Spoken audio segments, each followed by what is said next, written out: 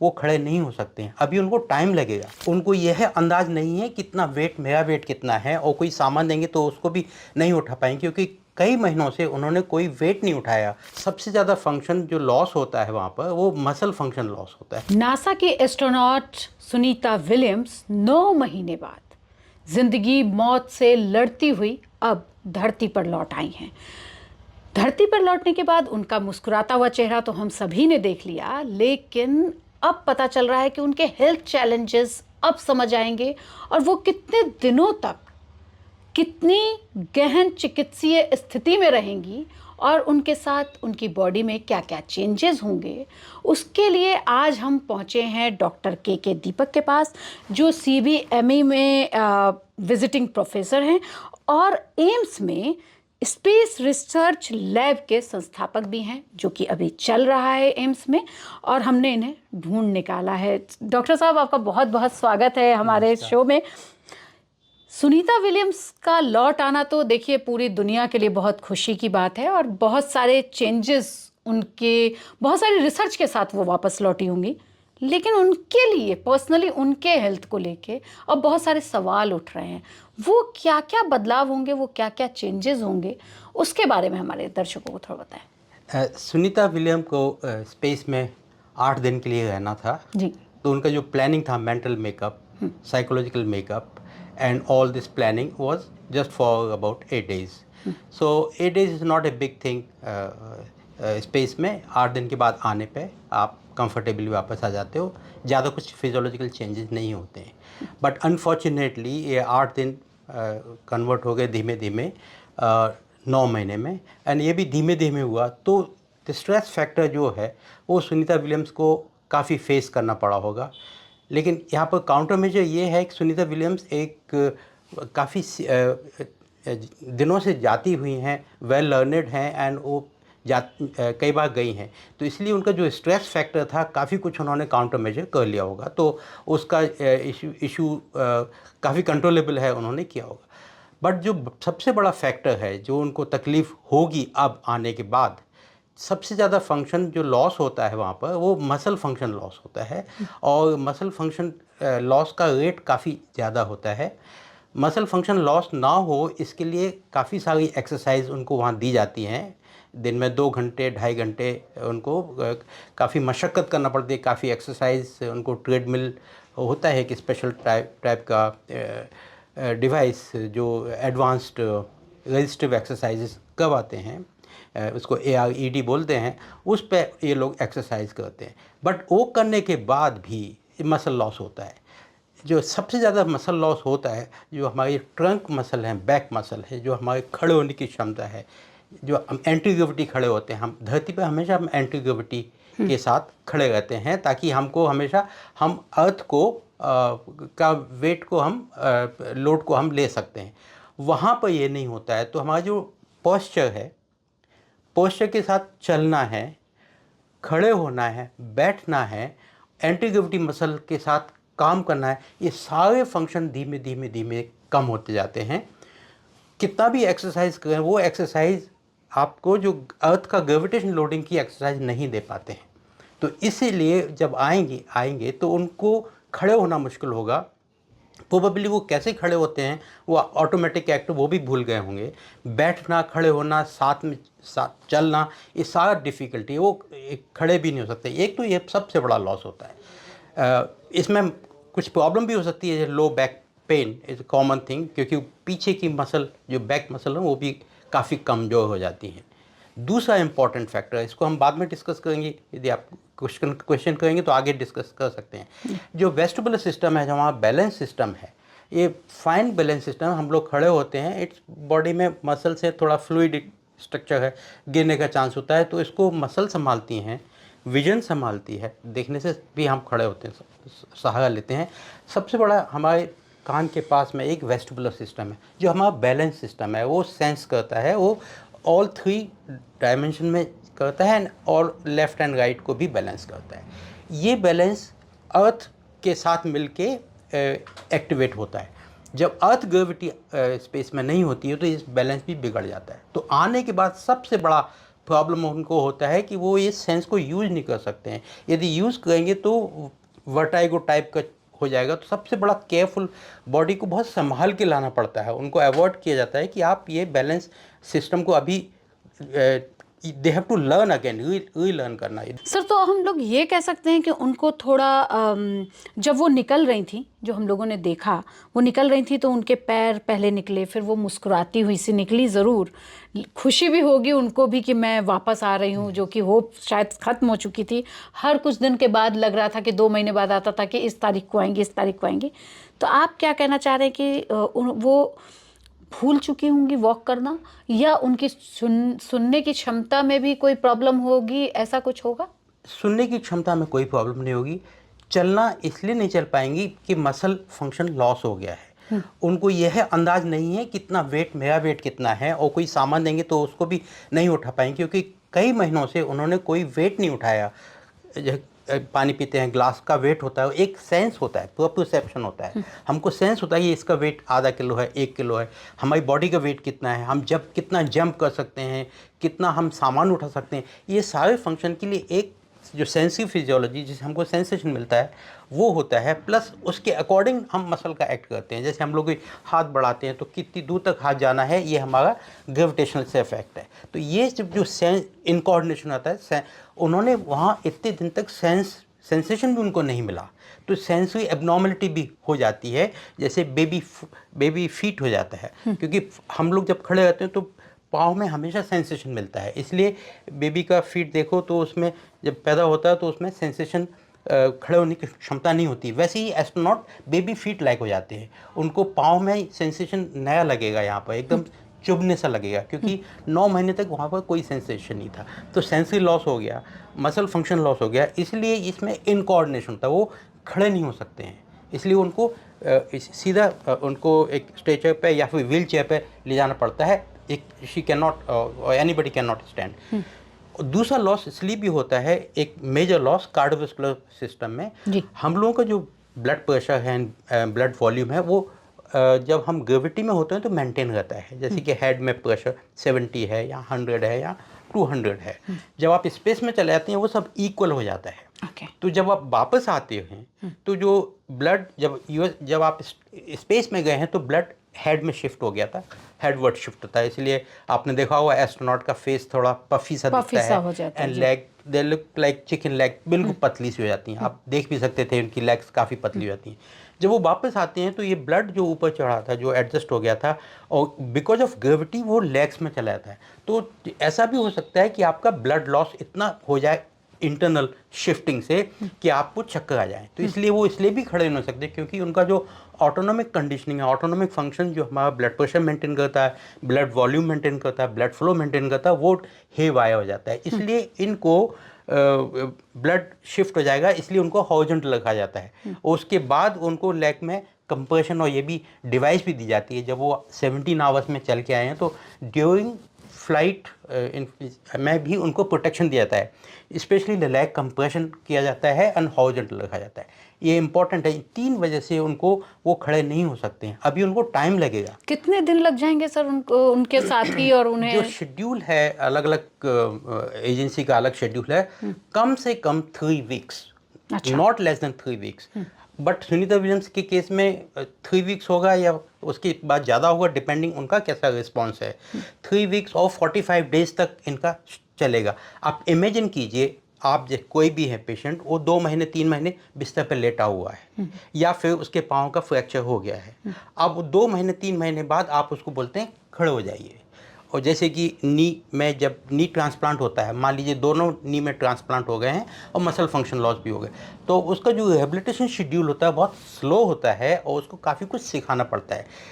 इनके केस में भी time not less than 3 weeks और उसके बाद ज़्यादा भी लग सकता है, डिपेंडिंग ऑन हाउ फास्ट वो कितनी जल्दी अपना फंक्शनल शुरू करती हैं या रिकवरी उनकी करती हैं। But it has to start from 0-1, like she has almost cannot perform gravity related activities. She cannot stand, she cannot walk. This is what a normal thing. So and ये और उस पर भी डिपेंड करता है कि उन्होंने आने से पहले क्या एक्सरसाइज प्रिपरेशन की थी। तो आने के पहले भी उन्होंने अपना मसल फंक्शन बढ़ाया होगा, क्योंकि अब ग्रेविटी से अब उनको यहाँ आना है। तो क्योंकि she was ready to come any time, so she must have prepared well, so hopefully she recovers well. Heart के लिए भी क्या ये बहुत बड़ी प्रॉब्लम हो सकती है, और ये किस तरह से उसके लिए क्या क्या कर रही होंगी, या उनके कितना बड़ा चैलेंज है? हार्ट, जब आप स्पेस में जाते हैं तो जब आप अर्थ में होते हैं तो heart functions against the gravity, so blood को पंप करना होता है, मेरे हेड को भी जाना है। जब एक्सरसाइज करते हैं तो इसको, तो एक well laid down autonomic nervous system है जो ऑटोमेटिकली काम करता है। So heart functions against resistance, जो ग्रेविटेशनल रेजिस्टेंस है, या फिर एक्सरसाइज किया। जब आप स्पेस में जाते हैं तो जो मसल एक्टिविटी है वो बहुत ही कम हो जाती है, मिनिमल एक्टिविटी आती है, क्योंकि ग्रेविटी नहीं है। सो जो हार्ट को फंक्शन को प्रिजर्व करना चाहते हैं वो एक्सरसाइज के थ्रू करते हैं। वो भी देखिए 2 घंटे है, बाकी टाइम में आपका ग्रेविटेशनल लोड भी नहीं है। तो heart is functioning at lower level. जब लोअर लेवल पर फंक्शन हार्ट करता है तो हार्ट का पार्शियल एट्रोफी कह सकते हैं, जैसे कम हो, जैसे कि हमको पता है साइकिलिस्ट हार्ट होता है, जब पर्सन साइकिलिंग करते हैं या दौड़ते हैं तो उनका हार्ट मजबूत हो जाता है, बड़ा हो जाता है, क्योंकि उसके बाद वो काम करते रहते हैं। तो इसीलिए हार्ट फंक्शन, जो हार्ट फंक्शन है वो कम हो जाता है, तो हार्ट की प्रॉब्लम भी होती है। However they are well looked after. जो सुनीता विलियम है ऑलरेडी वेल नोन एस्ट्रोनॉट हैं, फिजिकली फिट हैं, जो फिजिकली फिट होते हैं वही जाते हैं। तो हार्ट का प्रॉब्लम धीमे धीमे, जो उसको जब रेजिस्टेंस दिया जाएगा, जब एक्सरसाइज की जाएंगी, शुरू में तो माइल्ड एक्सरसाइज होंगी ग्रेविटेशनल रिलेटेड, फिर बाद में उनको कॉम्प्लेक्स किया जाता है, फिर complex, but swimming is a most favorite exercise for them. Gradually over 21 days or 3 weeks or 4 weeks, they will recover to the back to normal. So not much loss is expected at the level of heart. They will function normally. The heart can come back normally. लेकिन sir, मैं पढ़ रही थी अभी, किसी scientist ने ही लिखा है वो आर्टिकल, कि हार्ट का शेप भी बदल जाता है। Yes. और 9 महीने रहने के बाद आपको क्या लग रहा है कि हार्ट का शेप बदलेगा, बट ये हार्ट में एडेप्टेबिलिटी है। हार्ट का शेप तो जब आप एक्सरसाइज करते हैं, साइकिलिंग करते हैं, तो भी बदल जाता है। इसमें हार्ट का मसल मास कम हो जाएगा, वीक हो जाएगा। हाउएवर वो हार्ट में ऑटोनोमिक कंट्रोल है, it controls its own musculature by way of making muscle strong. Therefore, if they become weak, they are good for the time, like in space. They're perfectly. When they, जब वो धरती पे आएंगे तो वो जैसे resistance मिलेगा तो फिर आपका नॉर्मल एडेप्टेशन होगा, फिर नॉर्मल हो जाएगा। तो उसमें कोई बड़ा प्रॉब्लम नहीं होने का चांस है, क्योंकि हार्ट में जो रिजर्व है काफ़ी रिजर्व है, इसलिए वो नॉर्मल होने का चांस है। लेकिन स्पेस में 8 दिन बनिस्बत 9 महीने, मतलब बिल्कुल ही ड्रास्टिक चेंजेस हैं ये। उसमें रेडिएशन की एक बहुत बड़ी प्रॉब्लम रही होगी कि रेडिएशन उन्हें बहुत मिला, और जिस तरह से कहते हैं कि एक्सरे जितना कार्सिनोजेनिक होता है वैसा ही कार्सिनोजेनिक था उनका वो रेडिएशन, उनको मिलता रहा होगा वहाँ पे। तो क्या इससे उनके आने वाले समय में, जैसे आप बता रहे हैं बोन्स कमज़ोर हुई होंगी, मसल्स कमज़ोर हुई होंगी, वैसे ही इस रेडिएशन से उनको क्या क्या फ़र्क पड़ेगा? सो इसके पहले हम बोन्स वाले लेना चाहेंगे। मसल फंक्शन की हम लोगों ने बात की, वेस्टिबुलर सिस्टम की बात की, हम लोगों ने इसकी बात की। 2 इंपॉर्टेंट और हैं बोन फंक्शन। जो बोन लॉस होता है is very peculiar, it's very difficult to gain that back. It's more harmful than any other effect, maximum even for radiation which can be protected. What happens, bones are connected to the muscle. जब हम muscle का काम नहीं करते तो bone पे पुल नहीं लगता है। ये जो पुल होता है, normal pull of muscles on bone, वो बहुत इम्पॉर्टेंट है उसकी ग्रोथ के लिए।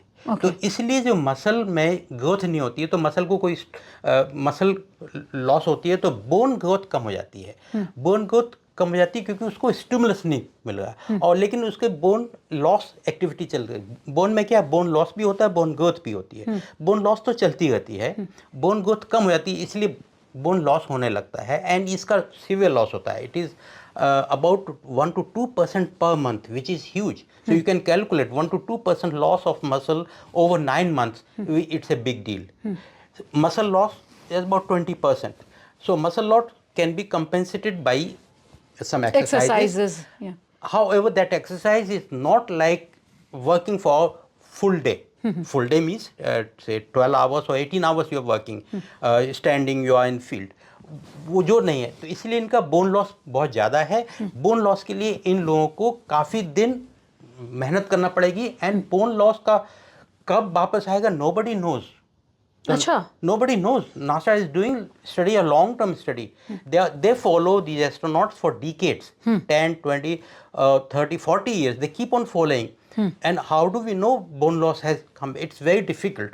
So for that, vitamin D, they have to have exercise and all pharmacological supplement the bone. So bone loss is a severe loss which might lead to fracture in them. So लेकिन वो fracture क्या मतलब, हम लोग अमूमन गिर जाते हैं तो फ्रैक्चर होता है, या Yes. पैर मुड़ गया या Yes. हाथ मुड़ गया तो फ्रैक्चर. क्या इन लोगों को चलते चलते भी इस तरह की दिक्कत हो सकती है कि इतना लॉस हो चुका है बोन डेंसिटी? इफ यदि वो अपनी एक्सरसाइज नहीं करेंगे, प्रोटोकॉल नहीं फॉलो करेंगे, तो चांसेस हैं हो जाएंगे. बट क्योंकि they are well looked after, they are precious, and so they maintain the health of muscles, health of bones, and all other health. So unlikely they will lead to, but the long-term loss is there. So nobody knows after 10 or 20 years they might get fracture because of this exposure. Therefore, bone health is very important. Now coming to the second question of radiation. So radiation most likely because of the physically you can protect them.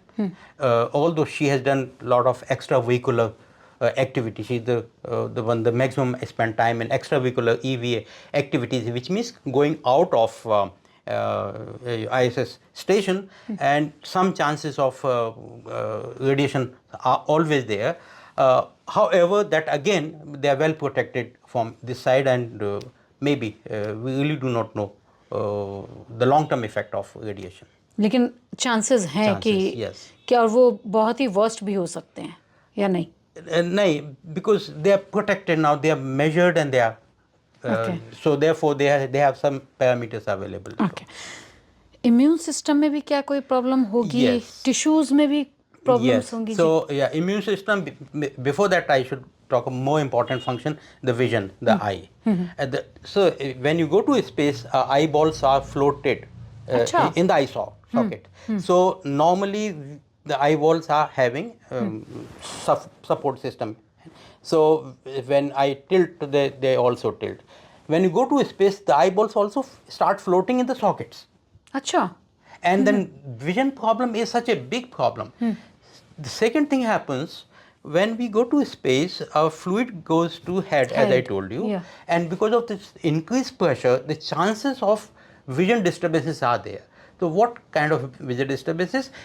The pressure can increase, intraocular pressure can increase, vision changes, and the dimension will change, or some other. So vision changes are other second biggest problem, which can very difficult to have. People have observed some changes in blood flow and choroid, the layers inside. So this is another problem because eyeballs are rotating. They rotate in a gravitational.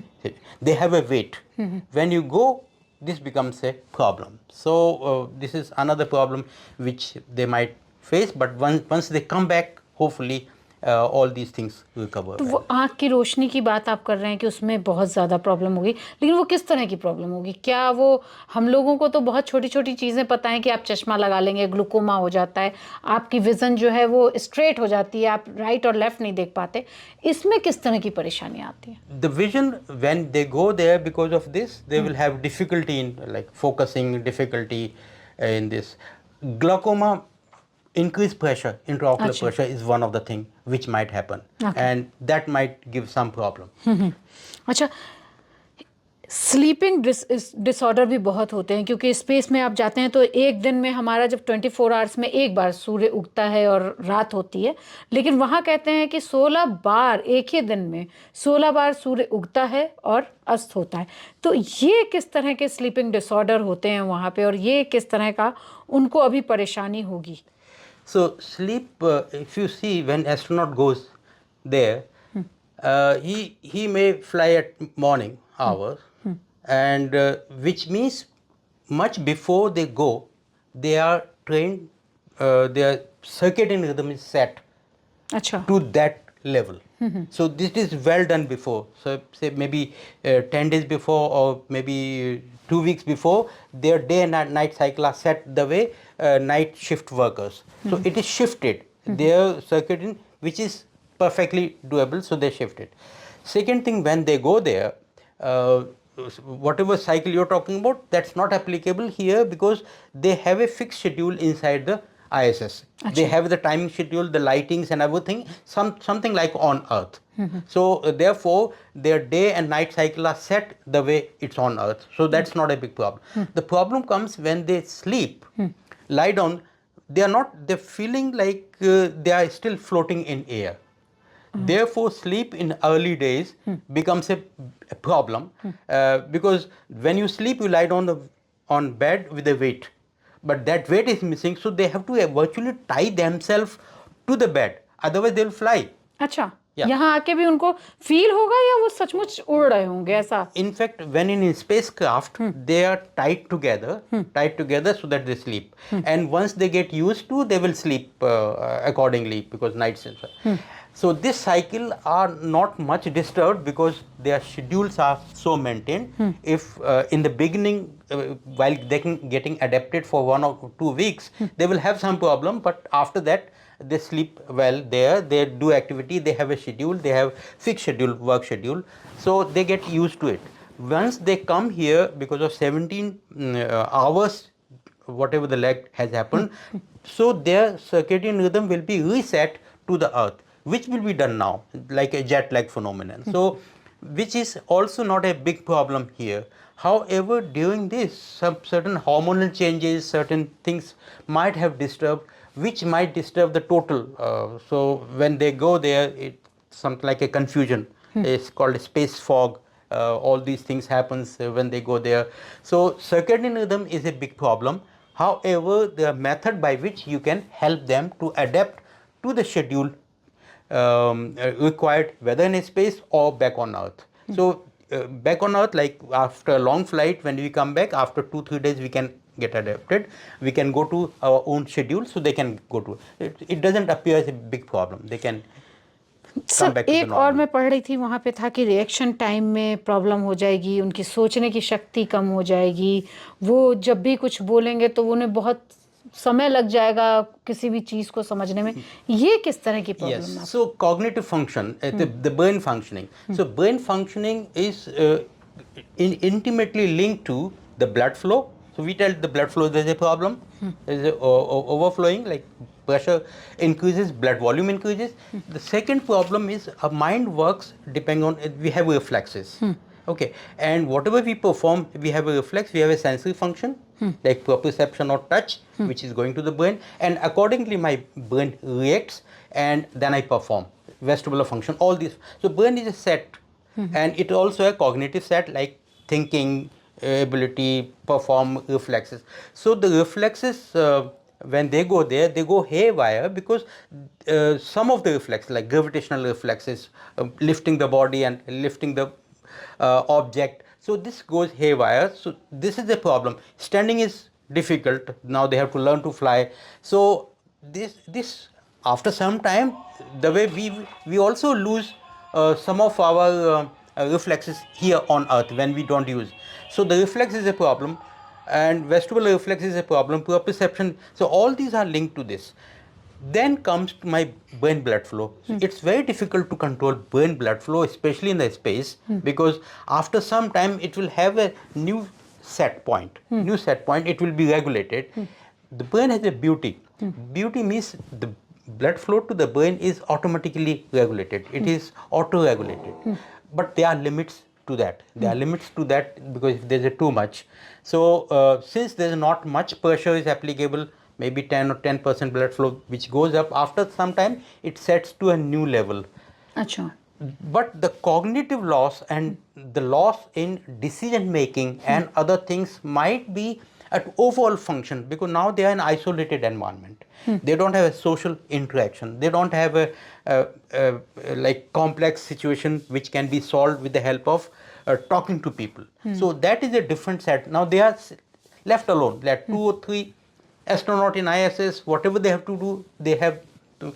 And so the kind of a fear response, kind of anxiety may come and go, Although they are robust people, they are taught to handle the problems.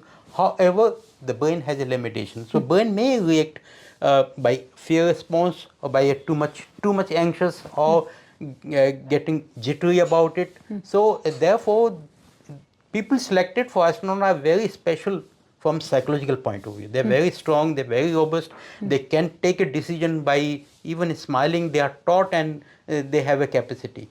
So, however, humans have a limitation, and so there'll be some loss in cognitive. However, it should come back. There should not be much. तो लेकिन sir अब एक ऐसा सवाल है जो हम सभी की ज़िंदगी से जुड़ा है, खाने पीने का। वो समोसे वगैरह लेके गई थी, सांभर लेके गई थी, और बहुत सारी चीज़ें ऐसी इंडियन फूड भी लेके गई थी।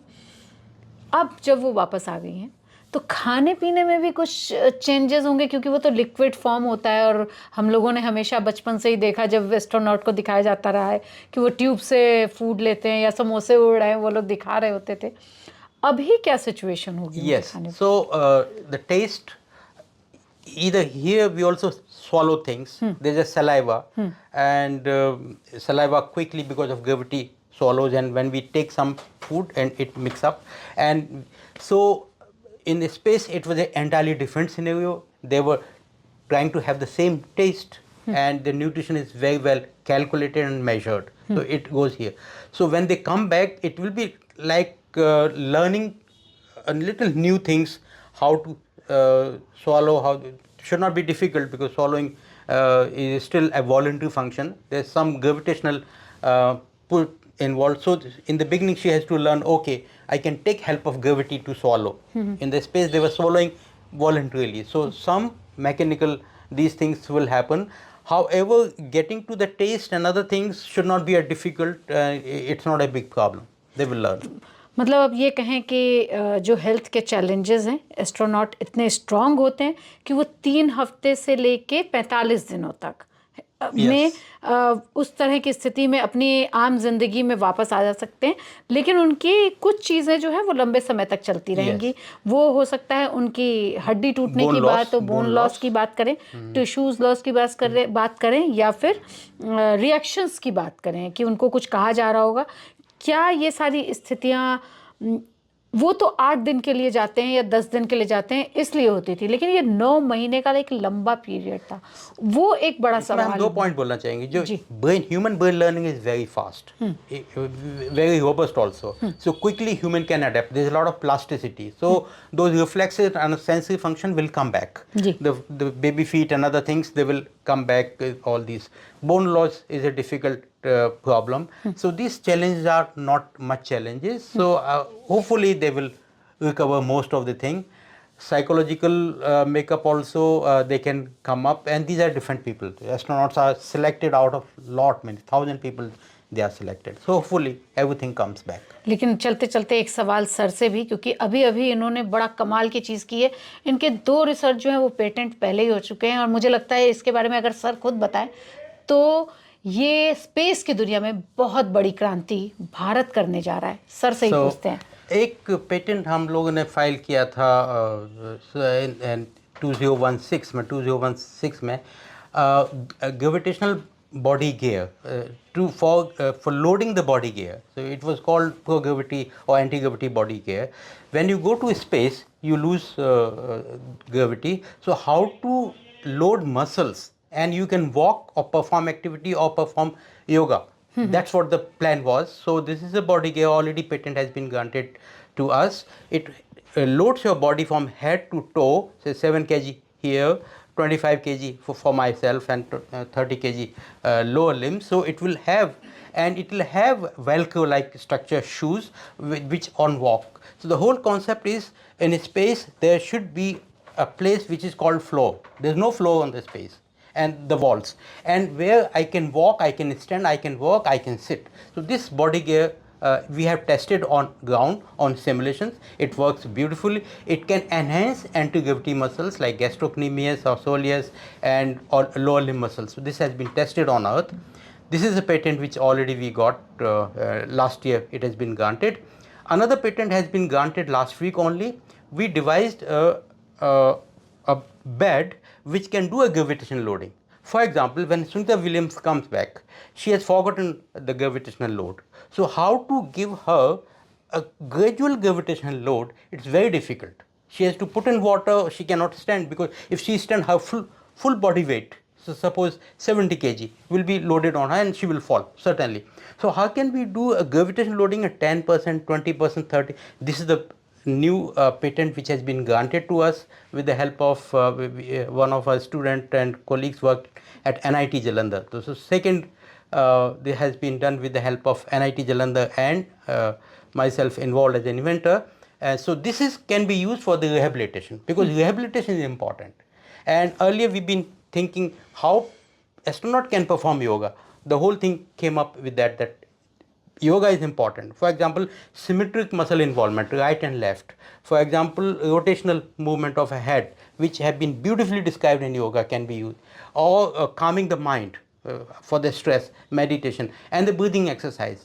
So we have done research how breathing exercise can help astronauts, how yoga can help astronauts. We have compared those things. So these are the two, maybe in future they will be useful for their protocol for both in flight, before flight, post flight. At least these two products will be helpful in pre-flight, during the flight and post flight rehabilitation. तो sir क्या ये मान ले कि मतलब ये बहुत बड़ी क्रांति एस्ट्रोनॉट की लाइफ में होने जा रही है जो आपका रिसर्च है? That depends on the application and other uses. They will be part of the bigger protocols. Like there's the rehabilitation protocol. When astronaut comes back, say the muscles, back muscles, the side muscles, the trunk muscle by which I stand. So I have to train them first. And then leg muscle, anti-gravity muscles, the neck muscles. All these, they require a protocol. So science goes by bit. So our innovations will help to give them the graded gravitational loading. And as of now, there's no equipment. It is done manually, or you ask them to lift themselves with the help of support.